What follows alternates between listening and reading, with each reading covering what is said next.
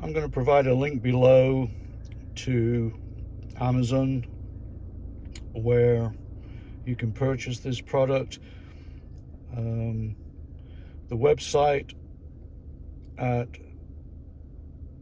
dongartechnologies.com. If you go there, you can see every manufacturer that they have. They have a ton of manufacturers in there, and even for the new Ford Bronco. Here's a pro tip though. For the Subaru product is a 5-pin product, and it does not fit in my 2020 Subaru Outback. Actually, the one that does fit is the one designated for Lexus Toyota, which is a 10-pin. My brother-in-law has installed this and it works perfectly without any problems, but the advertised 5-pin does not for the 2020. It may work for earlier models of Subarus, but it certainly doesn't work on this one. So just be sure that you have a look at your rear view mirror connector before you make a purchase, to make sure you have the right connector type.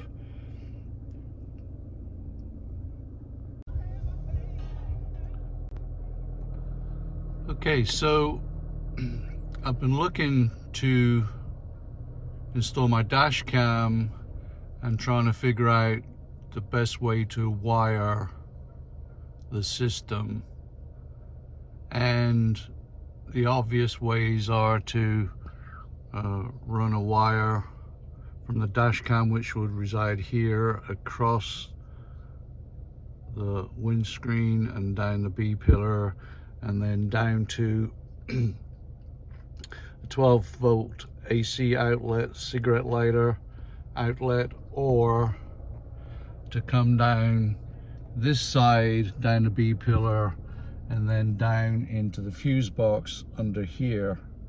But all of that is a little bit ugly and time consuming, and then it's going to take up your AC adapter in the glove box, and then it's going to take up a space over here in your fuse box.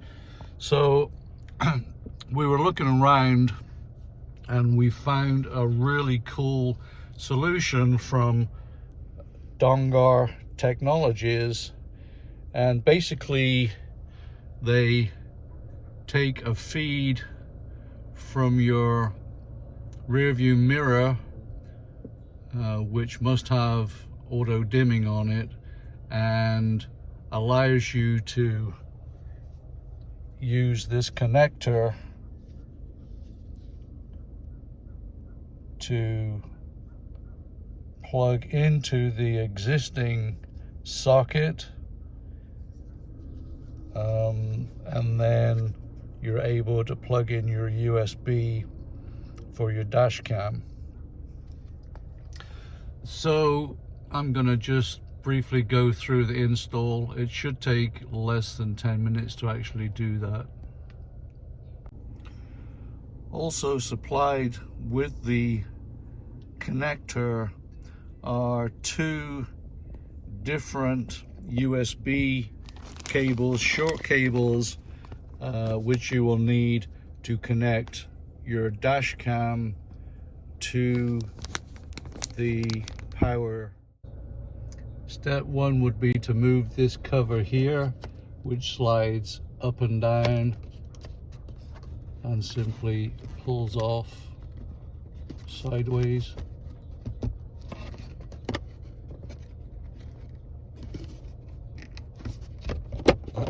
Like so. Okay, so the next bit is a little bit fiddly. There's a little clip up in here which you push in and then you pull out, exposing the connector for the rear view mirror. So next thing to do is to take the adapter and to make sure the two little indents match up with the indents here, and you press it in, as simple as that. Then you take your existing rear view mirror and then plug it into the adapter. Next thing is to push it home into the adapter.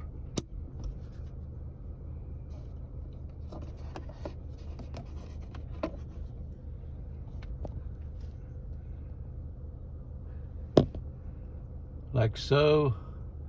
And then really the installation is complete. The USB end, as you can see now, has power to it, and you can affix it simply with double-sided sticky tape here,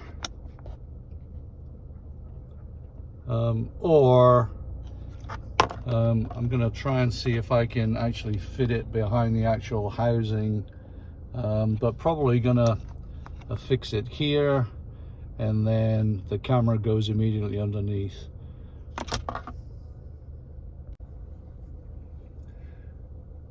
Second pro tip: having disconnected the rear view mirror, you may find that the compass no longer works. The way to recalibrate the compass is to press this and hold this reset button, and then you should get the letter C appear in the mirror, and you just drive around in a circle a couple of times until the letter C disappears, and your compass should be working again.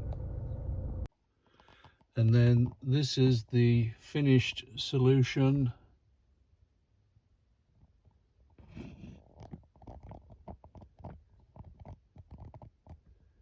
As you can see, the camera has a short cable to the USB, and then the connector for the USB is double-sided sticky tape to the side of the rear view housing.